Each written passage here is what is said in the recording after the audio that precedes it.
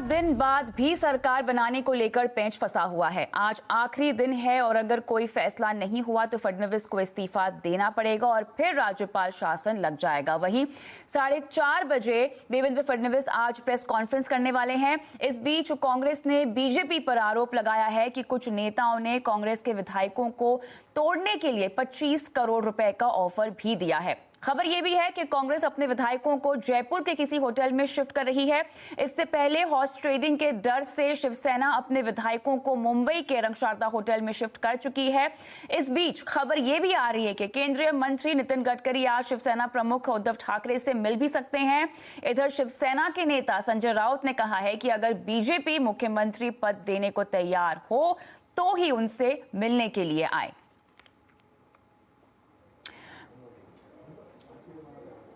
महाराष्ट्र में सरकार के पूरे ड्रामे को विस्तार से बता रहे हैं संवाददाता अभिषेक पांडे।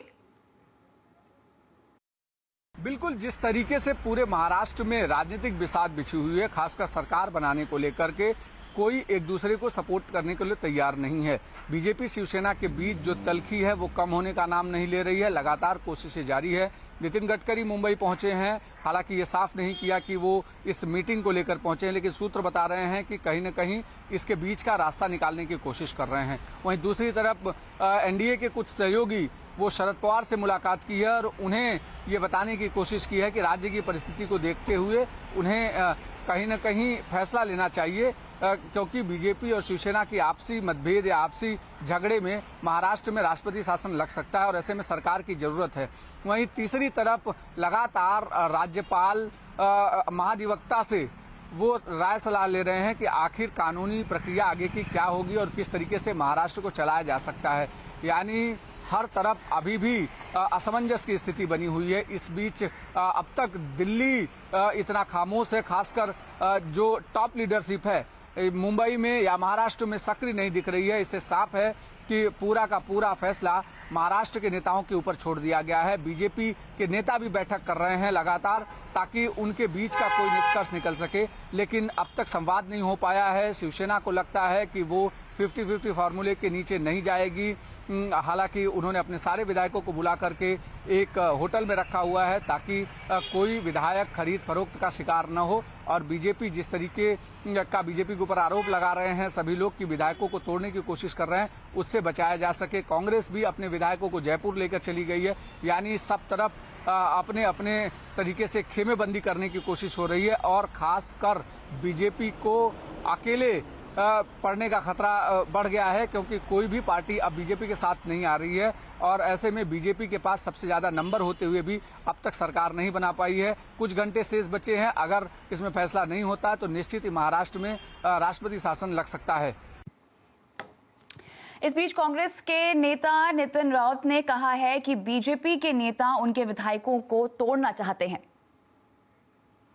कल जो घटना एक दो हमारे विधायकों के साथ हुई कि उन्हें कहा गया कि आप 25 करोड़ रुपया लीजिए या पैसा हम आपको देते हैं, तो ये जो घोड़ा बाजार जो चालू हुआ, जो कर्नाटक पैटर्न का काम अगर इस प्रदेश में पुनः अगर करने की कोशिश की तो उसे नाकामयाब करने की कोशिश निश्चित रूप से हम करेंगे। बीजेपी के वरिष्ठ नेता सुधीर मुनगंटीवार ने हॉर्स ट्रेडिंग के आरोपों को खारिज कर दिया है। मुनगंटीवार ने महाराष्ट्र में सरकार बनाने के लिए डेडलॉक खत्म होने की उम्मीद भी जताई है। डेडलॉक टूटेगा क्योंकि डेडलॉक टूटने के लिए होता है, कुछ समय होता है और उस समय के बाद डेडलॉक टूट जाता है। आज कोई भी दिन कोई भी समय में डेडलॉक टूट सकता है। तो आज आवाज अड्डा में हम आपसे पूछ रहे हैं कि क्या महाराष्ट्र में राष्ट्रपति शासन ही विकल्प है। आप हमारे ट्विटर हैंडल @CNBC_आवाज पर जाके अपनी राय हम तक पहुंचा सकते हैं।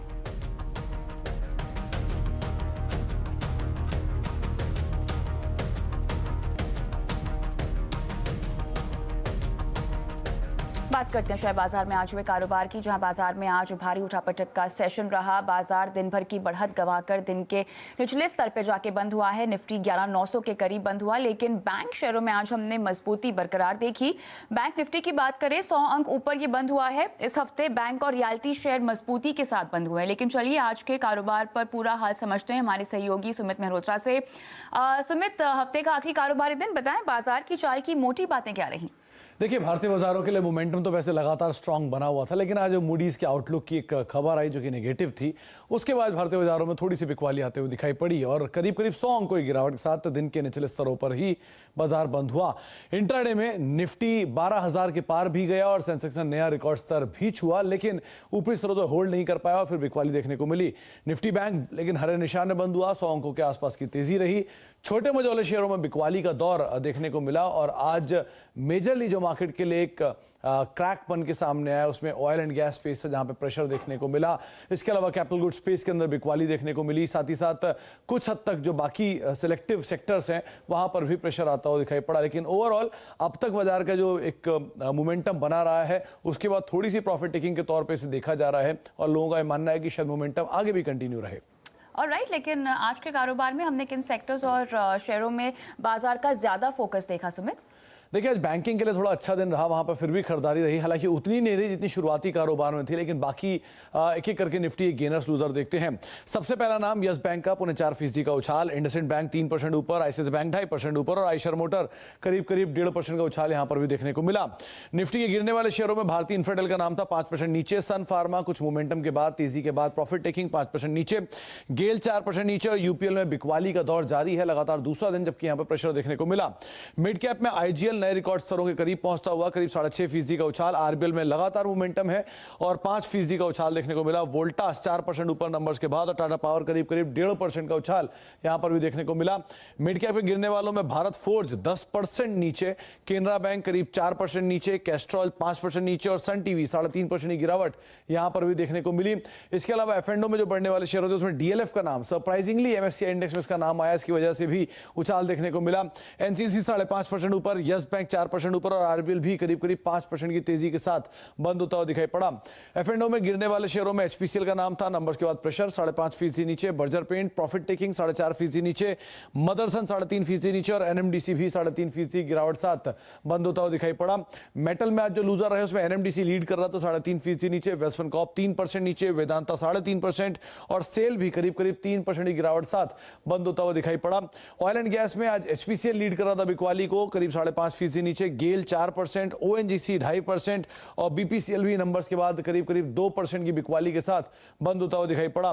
बैंकिंग में यस बैंक तेजी में था, आरबीएल 5% ऊपर, इंडसइंड 3% ऊपर और आईसीआईसीआई बैंक भी करीब 2.5% के उछाल के साथ आज बंद होता हुआ दिखाई पड़ा। जहां पर आज नंबर्स आए और नंबर्स का इंपैक्ट देखने को मिला उसमें आइशर मोटर जैसे शेयर थे जहां पर नंबर्स की वजह से तेजी रही। एम&एम flat to negative, Allahabad bank एकाएक तेज गिरावट 10% की, फिर एक रिकवरी के बाद 4% नीचे बंद हुआ और गेल 4% की बिकवाली यहां पर भी देखने को मिली। जिनके नंबर्स अगले हफ्ते आने वाले हैं उसमें दिग्गज कंपनियां हैं ब्रिटानिया, हिंडाल्को और कोल इंडिया, करीब तीनों ही कंपनियां फ्लैट टू नेगेटिव टोन के साथ बंद होते हुए दिखाई पड़े।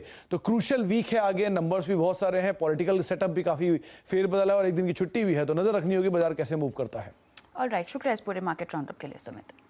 हम आगे बढ़ते हैं। टेलीकॉम कंपनियों को स्पेक्ट्रम की कीमत पर बड़ी राहत मिल सकती है। सीएनबीसी आवाज को मिली एक्सक्लूसिव जानकारी के मुताबिक दूरसंचार विभाग ने स्पेक्ट्रम की रिजर्व कीमत को 50% तक कम करने का प्रस्ताव रखा है।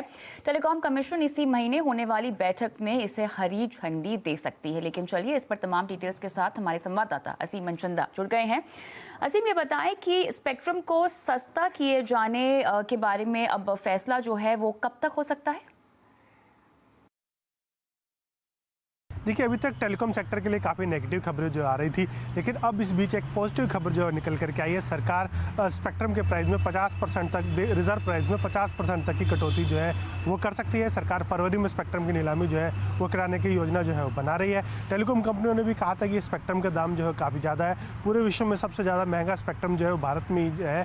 और इसको लेकर के दूरसंचार विभाग ने ट्राई से भी पूछा था, लेकिन ट्राई ने इसको प्रस्ताव को रिजेक्ट कर दिया था। लेकिन पिछले महीने जब इंडिया टेलीकॉम टेलीकॉम समिट हुई थी तो दूरसंचार मंत्री रविशंकर प्रसाद ने संकेत दिए थे कि स्पेक्ट्रम के प्राइस की समीक्षा जो है वो करने जा रहे हैं, उसका दाम जो है कम होगा। अब हमें सूत्रों के हवाले से जानकारी मिली कि सरकार जो है स्पेक्ट्रम की कीमत 50% तक कम जो है वो कर सकती है। कई कारण जो है इसके पीछे गिना जा रहा है। पहला कि इससे जब जो पुरानी ऑक्शन हुई थी और इस ऑक्शन में लेके काफ़ी जो है फ़र्क है। पुरानी ऑक्शन में जब हुई थी तब टेलीकॉम कंपनियां 10 से 12 टेलीकॉम कंपनियां थी, अब मात्र 3 टेलीकॉम कंपनियां जो है वो बची हुई हैं। तो ज़्यादा और उन टेलीकॉम कंपनियों के ऊपर भी करीबन 7 लाख करोड़ रुपए के आसपास का कर्ज है। तो टेलीकॉम कंपनियों की एबिलिटी जो है वो नहीं है कि इतना जो है वो पेमेंट जो है वो कर सकें। इसके अलावा आरपूज जो है टेलीकॉम सेक्टर में लगातार गिरते जा रहे हैं। 8 सालों के सबसे निचले स्तर पर आरपूज है। 2015 में करीबन 126 रुपये का आसपास आरपू था, आज की डेट में वो घट करके 70 से 80 रुपये के बीच में जो है वो रह गया। तो सरकार इन स्पेक्ट्रम्स को ध्यान में रखते हुए प्रपोजल जो है वो तैयार कर रही है कि स्पेक्ट्रम की कीमत जो है 50% कम जो है वो कर दी जाए। टेलीकॉम कमीशन की बैठक जो होने वाली है, इसी महीने टेलीकॉम कमीशन की बैठक होगी, इसमें इस प्रस्ताव को हरी झंडी जो है मिल सकती है। ऑलराइट, शुक्रिया इस एक्सक्लूसिव जानकारी के लिए। असीम, हम आगे बढ़ते हैं। सरकार गाड़ियों के रिकॉल पॉलिसी पर काम कर रही है। इस पॉलिसी के आने के बाद सरकार भी किसी ऑटो कंपनी को गाड़ी रिकॉल करने का आदेश दे सकती है। लेकिन तमाम डिटेल्स के साथ संवाददाता रोहन सिंह जुड़ गए हैं। रोहन, बताएं कि यहाँ सरकार रिकॉल पॉलिसी बना रही है, क्या है इसको लेकर तमाम डिटेल्स आपके पास?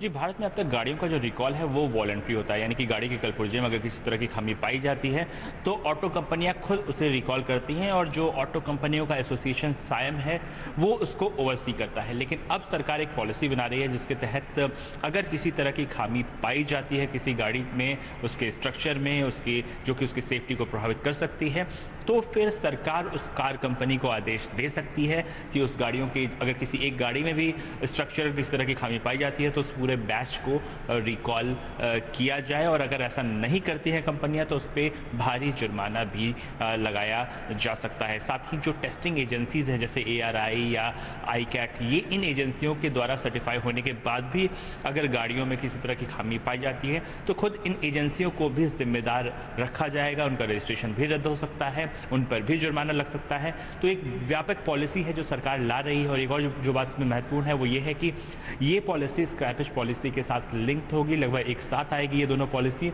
और इसके बाद जो मोटर व्हीकल एक्ट है उसमें ये प्रावधान किया गया था और उसको इम्प्लीमेंट करने की कोशिश की जाएगी। बहुत जल्दी इसे नोटिफाई किया जाने वाला है। शुक्रिया रोहन तमाम डिटेल्स के लिए। और इस बीच वक्त हो गया है छोटे से ब्रेक का। ब्रेक के बाद अयोध्या के फैसले से पहले एहतियात, पूरी खबर। प्रधानमंत्री मोदी की खूबियों की पूरी दुनिया मुरीद है। दिग्गज निवेशक रे डालियो ने की पीएम मोदी की तारीफ, देखिए।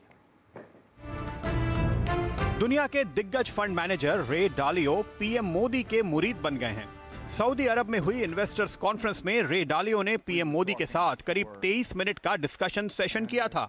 इसका वीडियो ट्विटर पर पोस्ट करते हुए डालियो ने मोदी को दुनिया के बेहतरीन नेताओं में से एक बताया है। उन्होंने लिखा है कि मोदी जिस तरह देश को एक साथ लेकर आए हैं उससे वे खासे प्रभावित हैं।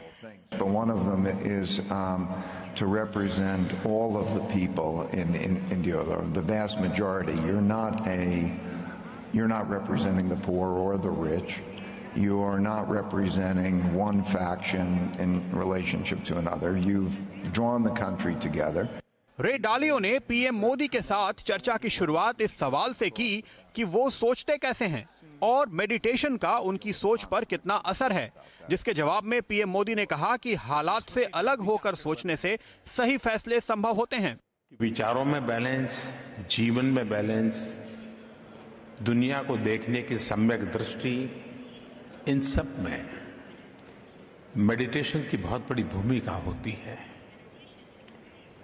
जब आप डिटेच होकर के स्थितियों को देखते हैं तब आप संतुलित सोच और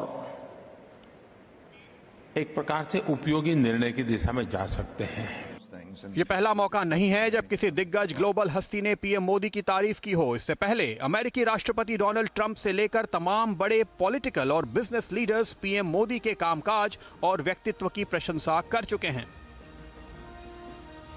अयोध्या विवाद पर फैसले से पहले खुद चीफ जस्टिस रंजन गोगोई ने सुरक्षा व्यवस्था का जायजा लिया। चीफ जस्टिस ने आज यूपी के चीफ सेक्रेटरी और डीजीपी से मुलाकात की। चीफ जस्टिस रंजन गोगोई की चैम्बर में ये मुलाकात तकरीबन 1 घंटे चली है और माना यह जा रहा है कि अगले हफ्ते अयोध्या मामले पर सुप्रीम कोर्ट अपना फैसला सुना सकता है। 40 दिन की लगातार सुनवाई के बाद 16 अक्टूबर को कोर्ट ने फैसला सुरक्षित रख लिया था।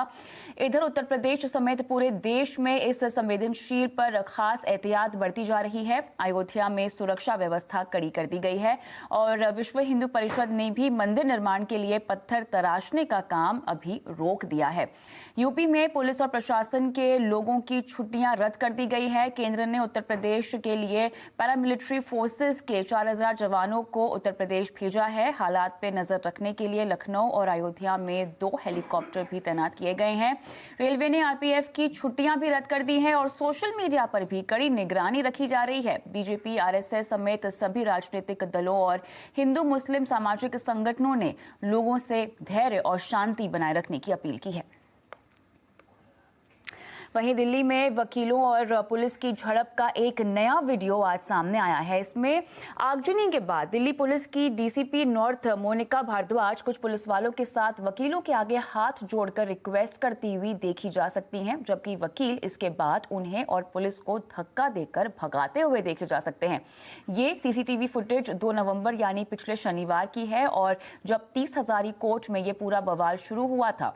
इधर आज भी दिल्ली की निचली अदालतों के वकीलों ने कामकाज ठप रखा है।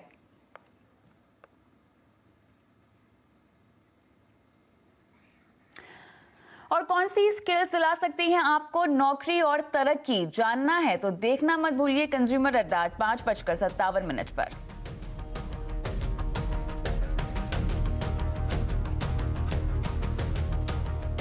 और आवाज समाचार में इतना ही, लेकिन